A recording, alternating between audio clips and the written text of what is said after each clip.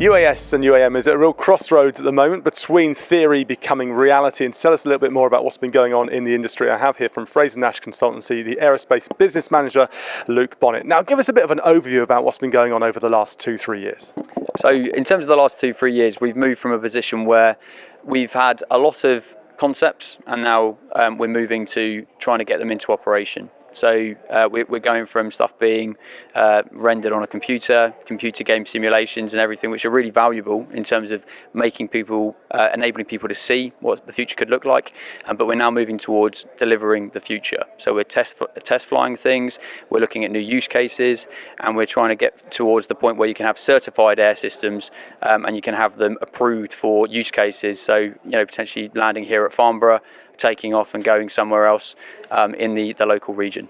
So give us an idea of some of the main hurdles you're having to come across with what's going to be faced in the next 2, 3, 4, 5 years.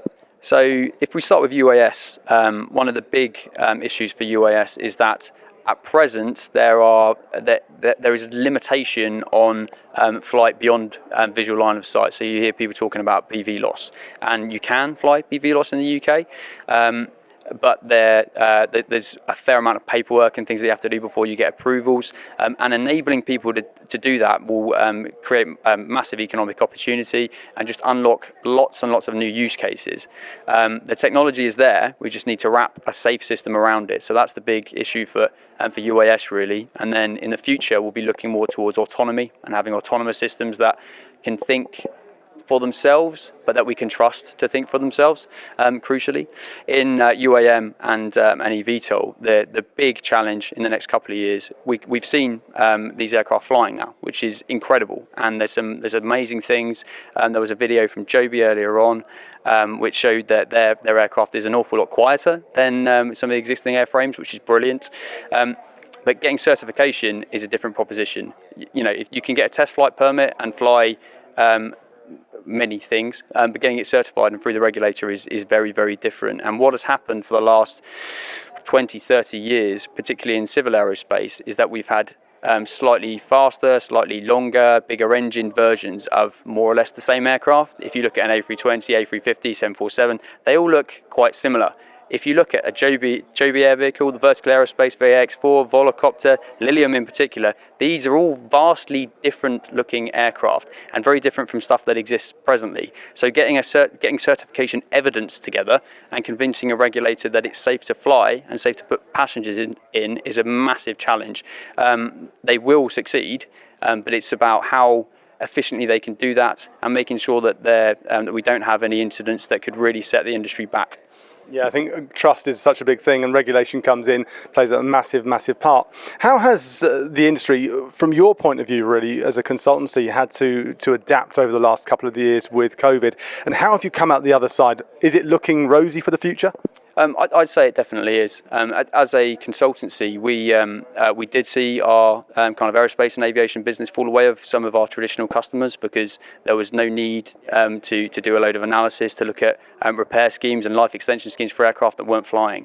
But we did a quick kind of about face really and said, where is the capital flowing and where is there economic activity that needs the same types of engineers and systems engineers?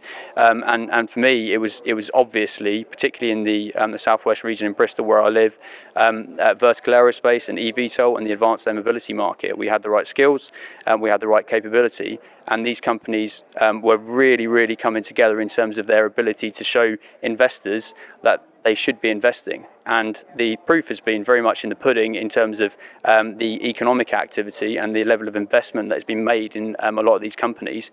And as I say, the challenge now is to get beyond that kind of economic feasibility and technological feasibility argument towards the, right, it's feasible, the money is there, let's spend it, let's do the work, and let's get these things flying.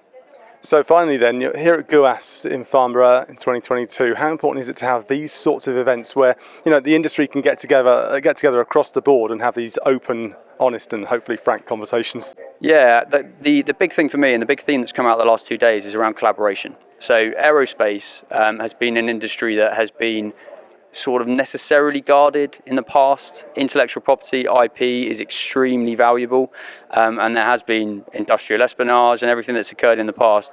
But as the UK in particular, I don't think that we can